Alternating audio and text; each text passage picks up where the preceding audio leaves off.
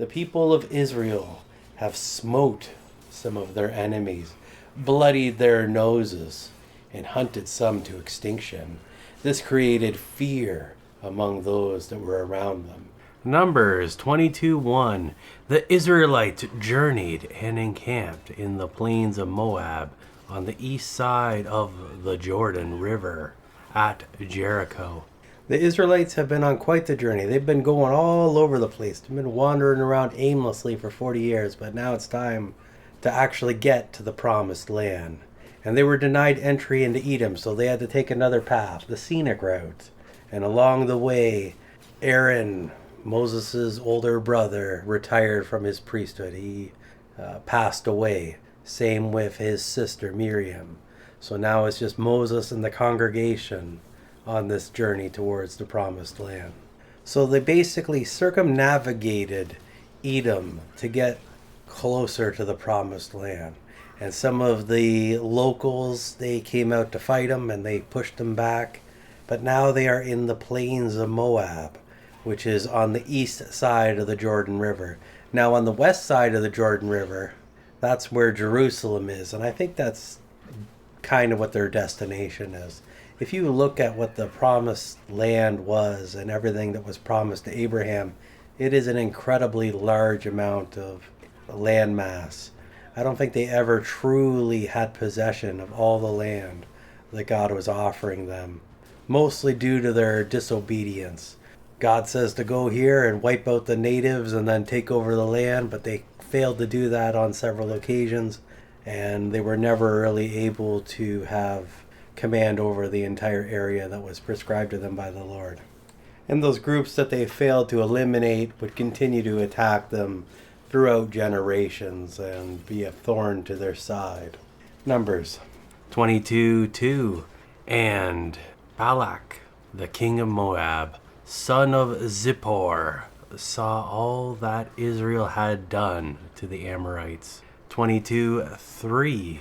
And Moab was terrified at the people and full of dread because they were many. Moab was distressed and overcome with fear because of the Israelites. So we have a leader of a country who's just minding his own business, doing whatever it is that kings do.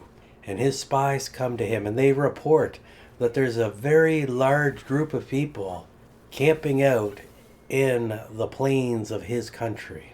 So he asks the question, who are they? And he hears the report of how they slew the Amorites. How they went in there and they laid waste to everything and took possession of the cities. So in his backyard, he is hosting an incredibly powerful people, and they are very numerous. The Israelites, they grew in their time in the wilderness. They continue to reproduce and grow as a nation. Numbers 22:4. And Moab said to the elders of Midian, now will this multitude lick up all that is around about us, as the ox licks up the grass of the field? So Balak, son of Zippor, the king of the Moabites at that time, 22:5, sent messengers to Balaam, son of Beor, at Pethor, which is by the Euphrates River, even to the land of the children of his people, to say to him, there is a people come out from Egypt.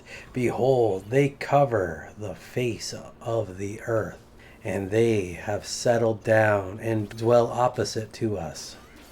Balak is very concerned about the Israelites being in his territory, and he's worried that they're going to attack the people that are around him, or maybe even the nation of Moab itself, that they're so numerous that they'll just have the power to destroy them. So he's sending a messenger to a man named Balaam, who is a prophet, a diviner, a foreteller. We're going to learn a lot more about him as time goes on, and he is going to repeatedly attack the Israelites. I think God allows this because he wants to test and strengthen the Israelites by placing them through some of these different trials and tribulations. Numbers 22:6. Now come, I beg of you, curse these people for me, for they are too powerful for me. Perhaps I may be able to defeat them and drive them out of the land. For I know that he whom you bless is blessed, and he whom you curse is cursed. I don't know if Balak dealt with Balaam directly or indirectly before, but his reputation precedes him. He knows what he is capable of. Those that are blessed, and those that are cursed. He has seen the results of what Balaam has done previously. He is looking to recruit him or hire him for this job when it comes to sabotaging the Israelites, cursing them so that they have a very difficult time ahead. If all goes according to plan, they would be removed as an adversary of his. Numbers 22:7. And the elders of Moab and of Midian departed with the rewards of fortune-telling in their hands. And they came to Balaam and told him the words of Balak. So Balak has it all figured out. He sends his guys over to negotiate with Balaam, and they bring their money. They're ready to pay for his services. Numbers 22:8. And he said to them, lodge here tonight, and I will bring you word as the Lord may speak to me. And the princes of Moab abode with Balaam that night. So Balaam gets these guys to spend the night, to stay over. And the Lord communicates to Balaam through dreams. So when Balaam goes to sleep, he receives a vision from the Lord, or I guess maybe he doesn't get a vision from the Lord, but he would have to do this to know whether or not he can fulfill this objective that they have, whether or not the Lord will speak to him on this matter. Numbers 22:9. And God came to Balaam and said, what men are these with you? 22:10. And Balaam said to God, Balak, son of Zippor, king of Moab, has sent to me, saying, 22:11. Behold the people who come out of Egypt, cover the face of the earth. Come now, curse them for me. Perhaps I shall be able to fight against them and drive them out. 22:12. And God said to Balaam, you shall not go with them. You shall not curse the people, for they are blessed. So here we have the vision of Balaam that night. We have the Lord inquiring who these men are. Of course, the Lord already knows who they are. But he gets Balaam to explain the circumstance and the situation to him, and how they want to curse the Israelites. Of course, God says no, and he says not to go with these men. He is forbidding Balaam from joining this group and being with them when it comes to cursing the Israelites. Numbers 22:13. And Balaam rose up in the morning and said to the princes of Balak, go back to your own land, for the Lord refuses to permit me to go with you. So now we have Balaam rejecting their offer. It was probably quite a reward that they were offering at this point in time, but he rejected it because the Lord said no. But his rejection, I don't think, was good enough. He should have explained the circumstance more to these messengers. Let them know that the Israelites were indeed blessed by the Lord.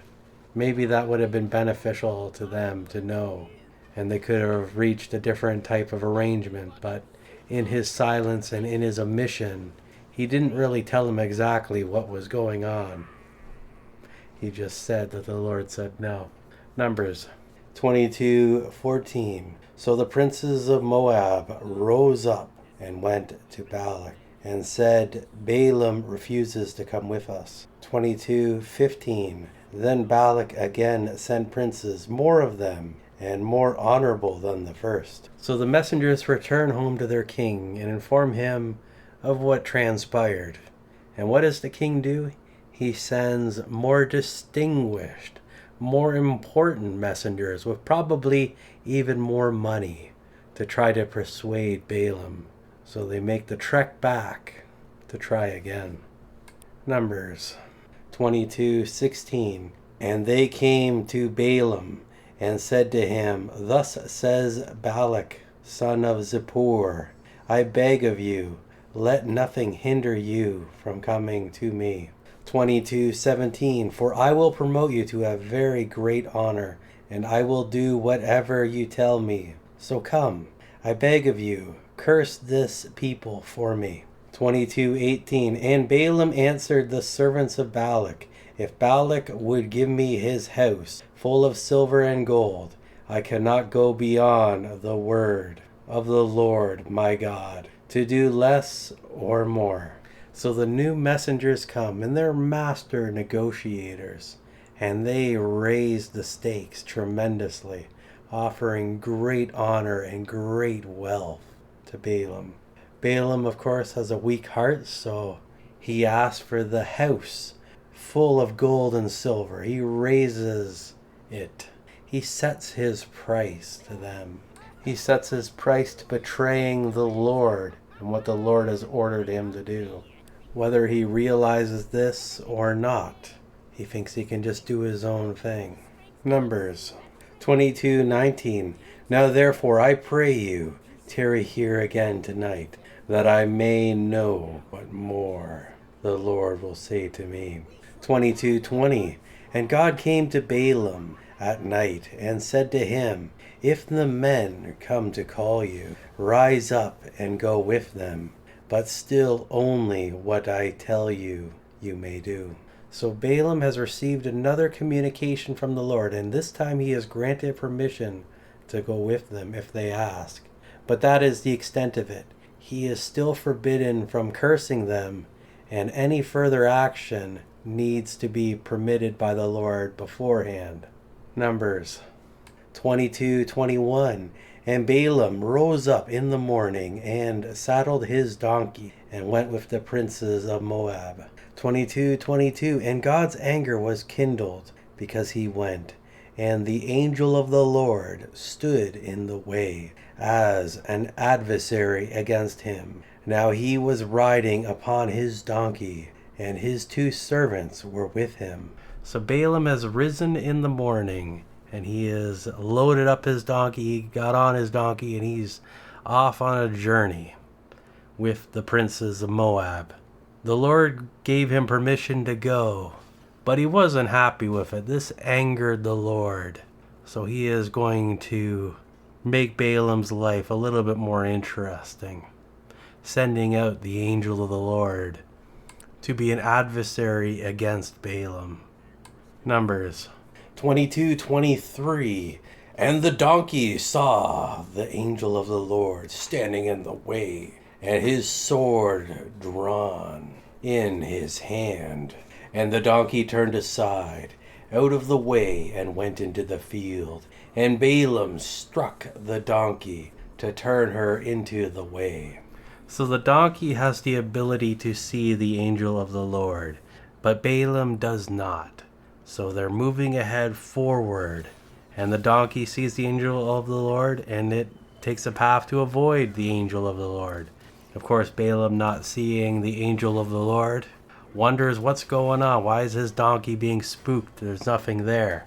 So he smites his donkey. He hits his donkey to try to get it to take the correct path.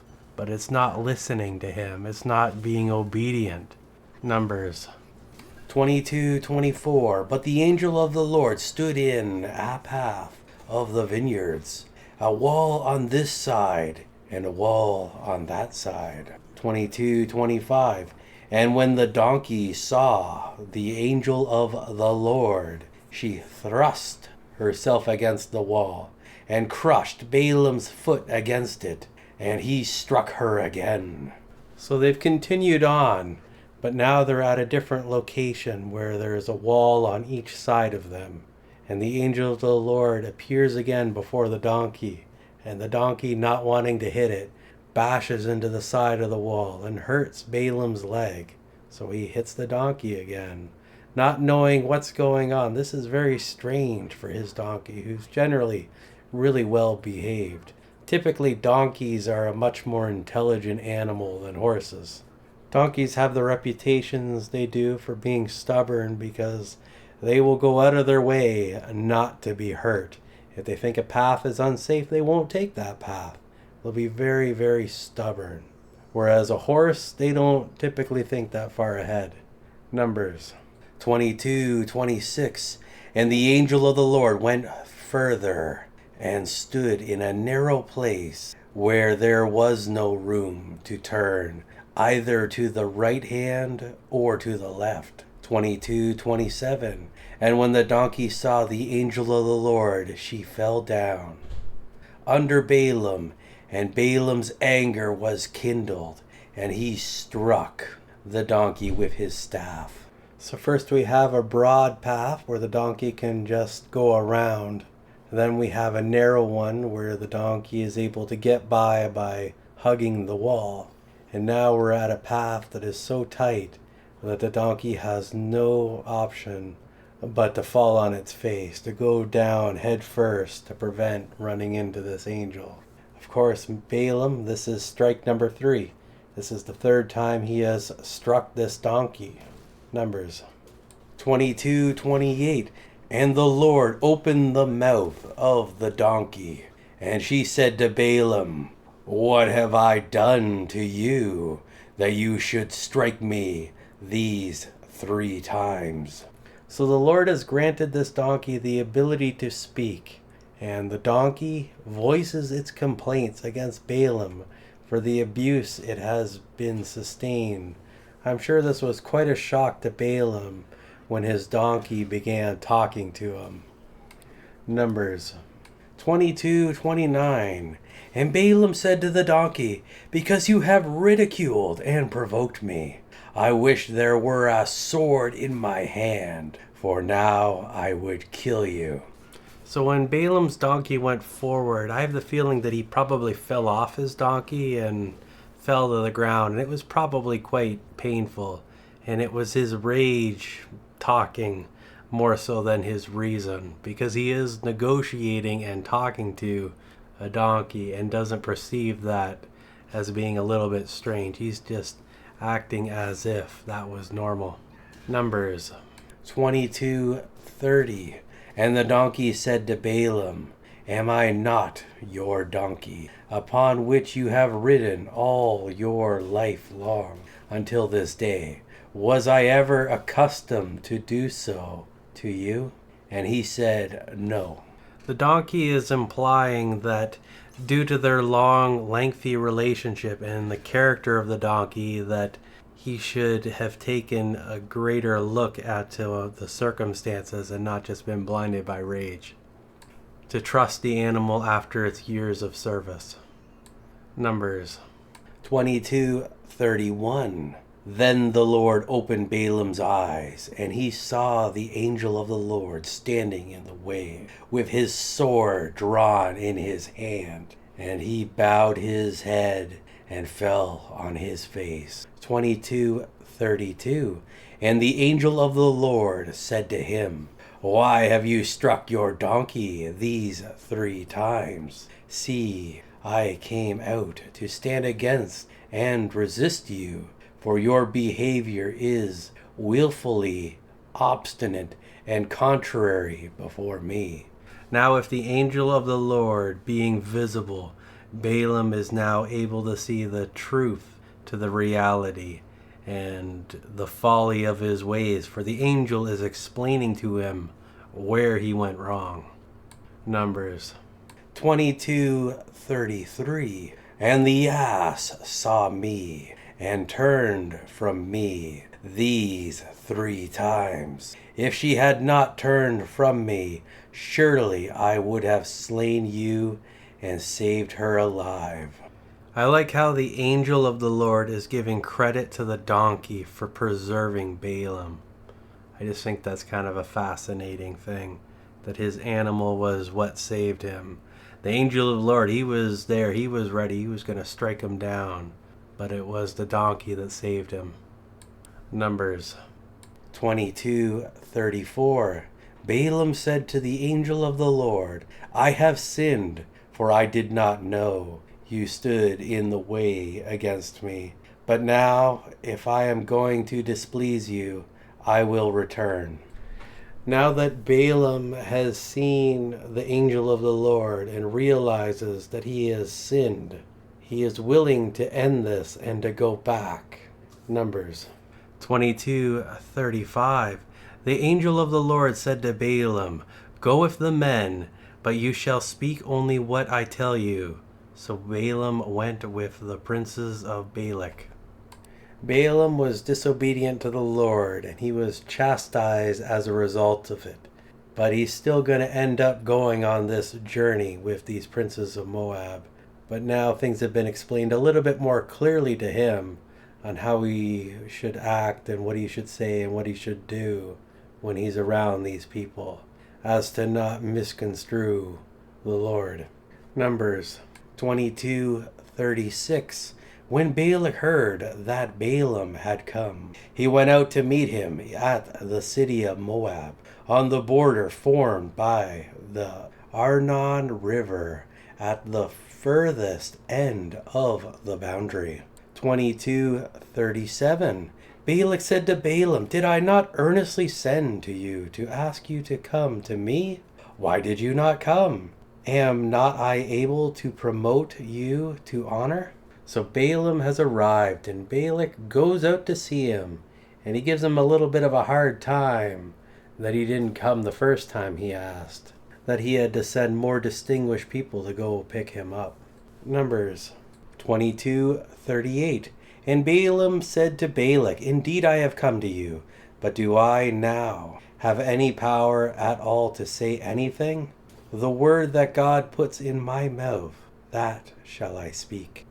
Balaam, after the event that transpired before with the talking donkey, knows to be a little bit more conservative about what he is saying, that he is simply a spokesperson for the Lord, and not that he has authority over him. Numbers 22:39. And Balaam went with Balak, and they came to Kiriath Huzzah. 22:40. And Balak offered oxen and sheep, and sent portions to Balaam and to the princes who were with him. 22:41. And on the following day Balak took Balaam and brought him into the high places of Bamoth Baal. From there he saw the nearest of the Israelites. So Balak brings Balaam into the city. He offers animals in sacrifice, presumably to the Lord, and gives the meat to Balaam and to the men that accompanied him, the princes. Then they go to the high places, and from there they can see the Israelites. The high places were the locations that the pagans did their worship. So there was likely idols and things in that location, especially considering the word Baal is in the name of the location, which is a pagan deity. And that's where the chapter ends.